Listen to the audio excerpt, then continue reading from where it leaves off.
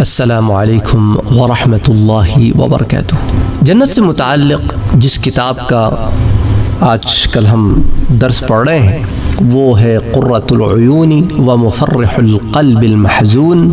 ابو اللیث نصر بن سمرقندی رحمۃ اللہ علیہ کی لکھی ہوئی کتاب جو متوفی ہیں 375 ہجری کے۔ اس کتاب سے متعلق جس باب کے بارے میں آج بات کرنا چاہتا ہوں، اس کا تعلق جنت کے عالی شان محلوں سے ہے۔ بڑی خوبصورت اس کے بارے میں یہاں پہ روایت جو آتی ہے اس میں یہ ہے کہ محل جنت کے جو پہلے محل کی دیواریں ہیں وہ سبز ہیں، پھر دوسرے ایسے بھی محل ہیں جن کی دیواریں زرد ہیں، یلو ہیں، تو گرین والڈ پیلسز بھی ہیں، یلو والڈ پیلسز بھی ہیں، اور سرخ وال کے پیلسز بھی ہیں، اور سفید وال کے پیلسز بھی ہیں۔ اچھا، یہ جو دیواریں ہیں نا جنت کی، سبز، زرد، سرخ، سفید، یہ محل کی دیواریں ہیں، ان کی ایک خاص بات ہے۔ یہ ایسی خوبصورت بات ہے کہ چاشت کے وقت، حالانکہ جنت میں یہ سورج چاند تو ہے نہیں، تو صبح دوپہر شام ایسی تو ہے نہیں، شام میں اور صبح میں امتیاز یہ ہے کہ بس عرش کی روشنی میں ہلکا سا دھیما پن آئے گا تو شام ہے، برائٹ ہو جائے گی تو صبح ہے، ٹھیک ہے۔ تو چاشت کا وقت اندازے کے مطابق یہ ایسا وقت ہوگا جب تمام محلوں کے رنگ ایک ہی طرح کے ہو جائیں گے، ایک ہی رنگ ایسا ہوگا جیسا، اور ظہر کا جو وقت ہے ان محلوں کی عمارتیں جو ہیں وہ سونے، چاندی، یاقوت اور موتی کی ہو جائیں گی، ظہر کے ٹائم پہ ایسے ہوگا، اور عصر کے ٹائم پہ دیوار جو ہے زرد تو کوئی سفید ہو جائے گی، اور یہ محلات اس کی قدرت سے ایسی اللہ تعالیٰ اس کو ایسے کر دے گا اللہ کی قدرت سے کہ وہ رنگ بدلتے رہیں گے، کہ جو کسی چیز کو فرماتا ہے کہ کن ہو جا تو وہ ہو جاتی ہے۔ تو اہل جنت یہ دیکھیں گے نا کہ ان کی دیواریں صبح و شام رنگ بدل رہی ہیں، یعنی ایسا دیکھیں نا، ایک ایسا گھر ہو آپ کا کہ صبح ایک رنگ گھر کا، دوپہر میں ایک رنگ، رات میں ایک رنگ، ابھی تو رنگ بدل رہے ہیں گھر کے۔ تو اہل جنت اس رنگ کی تبدیلی کو، اس رنگ برنگی تبدیلی کو دیکھ کے نا بڑے خوش ہوں گے۔ اور دیکھیں جنت میں ہر مومن کے لیے ٹھکانے، گھر اور عظیم الشان ملکیتیں ہوں گی، پراپرٹیز ہوں گی، املاک ہوں گی، اور ان پر اور ان کے دروازوں پر جنتی کا نام لکھا ہوگا۔ آپ اپنے نام لکھتے ہیں نا گھروں کے آگے، بعض لوگ تو صرف نمبر تک کام کر لیتے ہیں کہ بھئی اس گھر کا یہ نمبر ہے، بعض لوگ نیم پلیٹ کی تختی لگاتے ہیں، کوئی زیادہ امیر ہوگا تو وہ زیادہ اچھی تختی لگائے گا، اچھی مہنگی تختی لگائے گا۔ تو وہاں پر سوچے جنت کی تختی لگی ہوگی دروازے پر کہ یہ فلاں جنتی کا گھر ہے، اور ان میں اس کے لیے خدام بھی ہوں گے اور حور و غلمان ہوں گے جو کلمہ طیبہ اور تکبیر کہتے ہوئے اس کا استقبال کریں گے۔ اللہ اکبر، یعنی اللہ تعالیٰ کا ذکر، اللہ تعالیٰ کی کبریائی ہر کوئی بیان کر رہا ہوگا۔ ایسا خوبصورت اس کے اندر ایک ماحول ہوگا جنت کا کہ جہاں جائیں گے اللہ کی کبریائی، اس کے نام لا الہ الا اللہ، اس کا ورد ہو رہا ہوگا، اور مومنین کا استقبال ان الفاظ سے کیا جائے گا، اور وہ جنتی وہاں آنے پر بہت خوش ہوگا۔ اچھا، یہاں پر ایک سوال پیدا ہوتا ہے، اکثر لوگوں کے ذہن میں سوال آتا ہے یہ جو غلمان ہیں یہ کیا ہیں؟ کہ خدام تو سمجھ میں آ گئی، حور و غلمان میں حور بھی سمجھ میں آ گئی، یہ غلمان کیا ہیں اور اسلام میں غلمان کے بارے میں کیا حکم ہے؟ دیکھیں جی، اسلام میں غلمان کا حکم وہی ہے جو حوروں کے بارے میں ہے، کہ قرآن مجید میں اللہ تعالیٰ فرماتا ہے کہ وَيَطُوفُ عَلَيْهِمْ غِلْمَانٌ لَهُمْ كَأَنَّهُمْ لُؤْلُؤٌ مَكْنُونٌ، اور نوجوان خدمت گزار، یہ خدمت گزار ہی ہوں گے، لیکن یہ ایسے ہوں گے کہ یہ جنتیوں کے گرد گھومتے ہوں گے گویا وہ غلاف میں چھپائے ہوئے موتی حسین ہوں گے۔ اور کسی کے ذہن میں کوئی غلط خیال آئے نا، کچھ ایسے بھی ہوتے ہیں ذہنی گندے ہوتے ہیں، وہ پھر گندے خیالات کا اظہار کرتے ہیں، وہ اللہ کے بندوں یہ اللہ کی جنت ہے، یہاں غلاظت و گندگی نہیں ہے۔ غلمان کا ذکر کسی غلط نیت یا غلط سوچ کے وجہ سے نہیں کیا گیا، یہ عقلوں کا جب فطور ہوتا ہے نا وہ اس قسم کی باتیں کرتے ہیں۔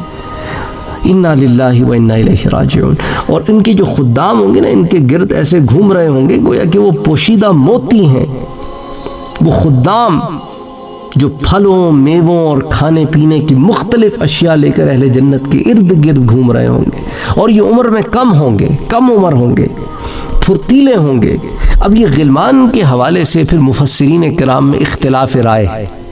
بعض کہتے ہیں کہ غلمان سے مراد اہل جنت کے خادم ہیں، اور بعض کہتے ہیں کہ نہیں، غلمان سے مراد دوسروں کے بچے جو اہل جنت کے خادم ہوں گے،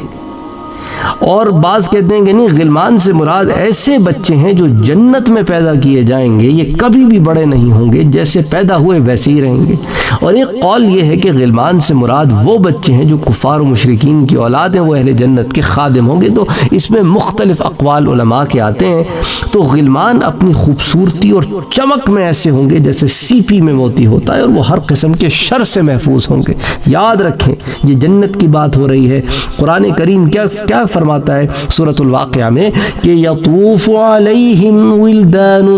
مخلدون، ہمیشہ ایک ہی حال میں رہنے والے نوجوان خدمت گاران کے ارد گرد گھومتے ہوں گے۔ حضرت عائشہ صدیقہ رضی اللہ تعالی عنہا فرماتی ہیں کہ حضور صلی اللہ علیہ وآلہ وسلم نے فرمایا کہ اہل جنت میں سے ادنا درجے کا وہ شخص ہوگا جو اپنے خدام میں سے کسی خادم کو آواز دے گا تو اس کے 1000 خادم لبیک لبیک کہیں گے۔ الکشف والبیان کی جلد نمبر 9 صفحہ 129 پر یہ ذکر آتا ہے۔ تو اگر کسی کے دماغ میں کوئی بھی اس قسم کا کوئی بھی بات ہونا تو وہ اپنے دماغ کو ذرا ٹھیک کر لے، صاف کر لے کہ غلمان سے متعلق جو لوگوں کے ذہن میں خیال آتے ہیں نا، معاذ اللہ کہ وہ ایسے مرد جنہیں یہاں پہ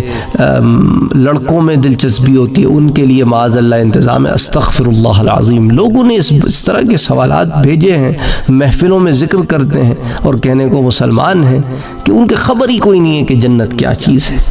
جنت کے بارے میں کچھ جانتے ہی نہیں ہیں۔ اس کا نتیجہ ہے کہ جب یہ پڑھتے ہیں نا غلمان کے بارے میں اور ان کے حسن و جمال کے بارے میں تو وہ ان مغالطوں کا شکار ہو جاتے ہیں، کیونکہ جب عقل گندی ہو، غلیظ ہو اور غلاظت بھری ہوئی ہو تو پھر اس طرح کی باتیں جو ہیں یہ ذہن میں آتی ہیں کہ غلمان المخلدون جو ہے نا ان کو پھر سمجھ نہیں پاتے کہ یہ کیا ہے، اللہ تعالیٰ نے ان کو کیوں ذکر کیا ہے۔ اور اس کے ساتھ ساتھ اب چونکہ تربیت نہیں ہوئی ہوتی، نہ نفس کی تربیت نہ ذہن کی تربیت، تو کمپنیز بھی ایسی ہوتی ہیں، پھر اس طرح کی باتیں بھی سنتے ہیں تو ان کے ذہن میں پھر یہی آتا ہے کہ شاید معاذ اللہ یہ اس قسم کی کوئی، یہ اہل جنت کے خادم ہیں۔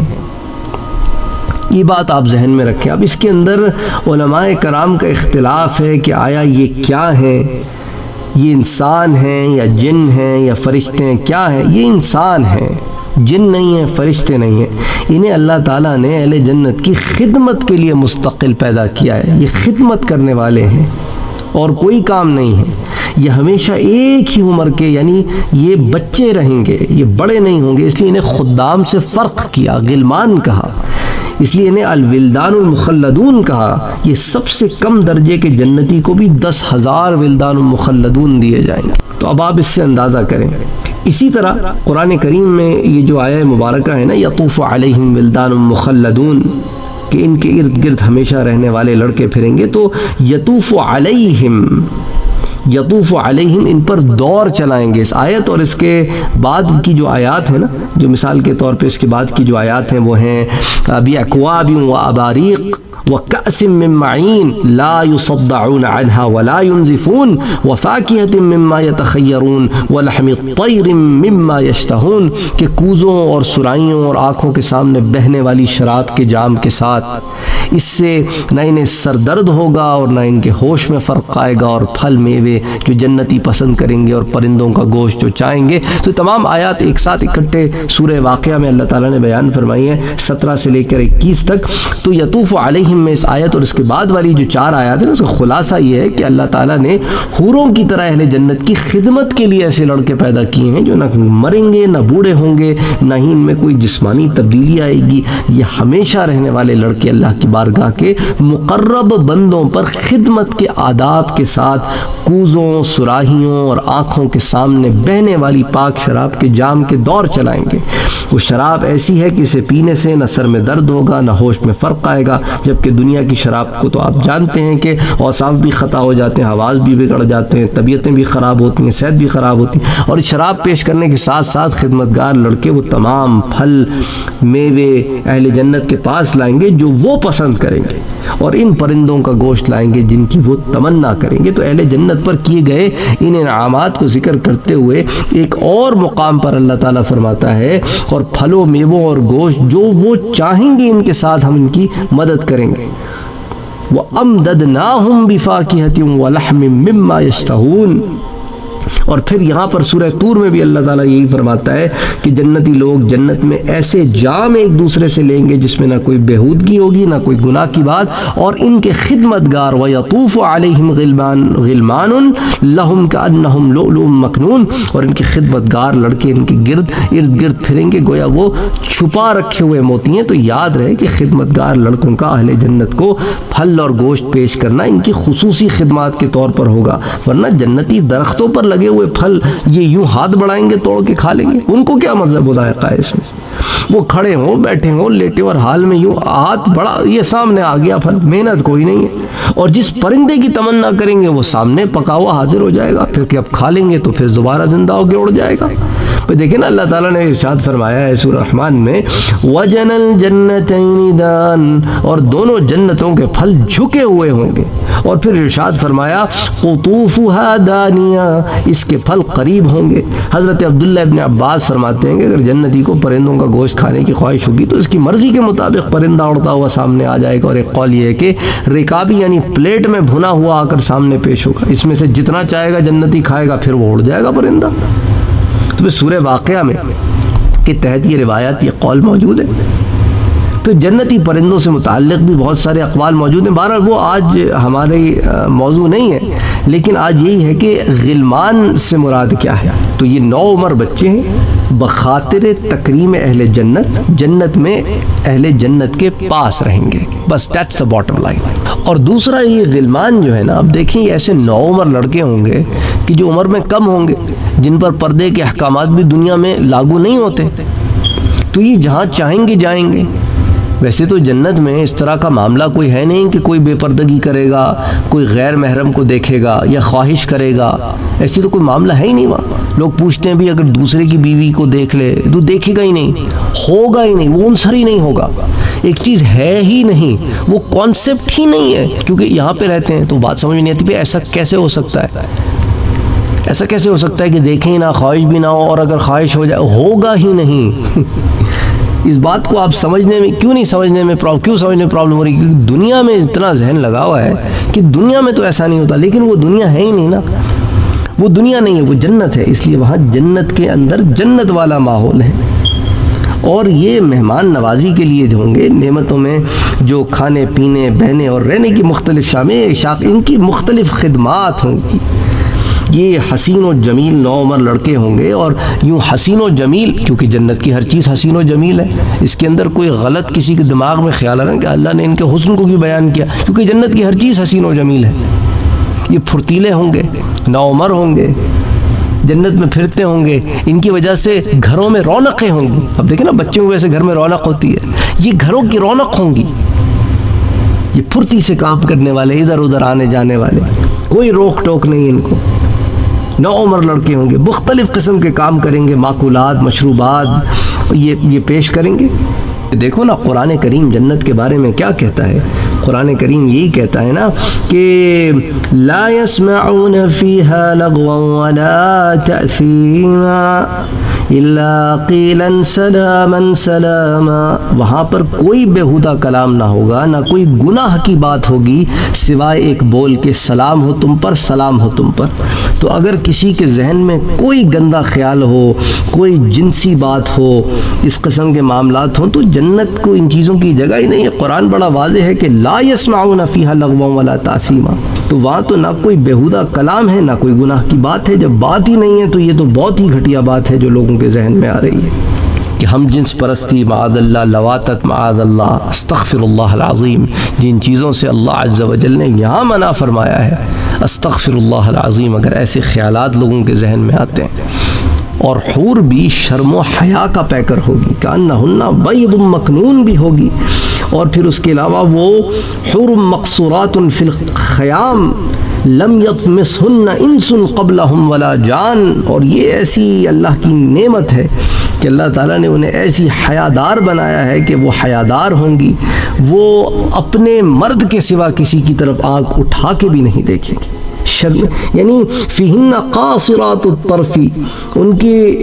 جو شرمیلی نگاہوں والی ہوں گی، اور ایسی ہوں گی کہ انہیں کسی مرد نے، کسی انس نے، کسی بشر نے، کسی جن نے چھوا تک نہیں ہوگا. کأنہن الیاقوت والمرجان، کہ گویا وہ یاقوت و مرجان کے ہیرے ہیں اپنی خوبصورتی میں. تو اس لیے جنت تو حیا کی جگہ ہے، بے حیائی تو ہے ہی نہیں وہاں پر. تو اس لیے ہمیں ان چیزوں سے باز رہنا چاہیے، ایسے خیالات کو دماغ سے نکال دینا چاہیے. السلام علیکم ورحمۃ اللہ وبرکاتہ.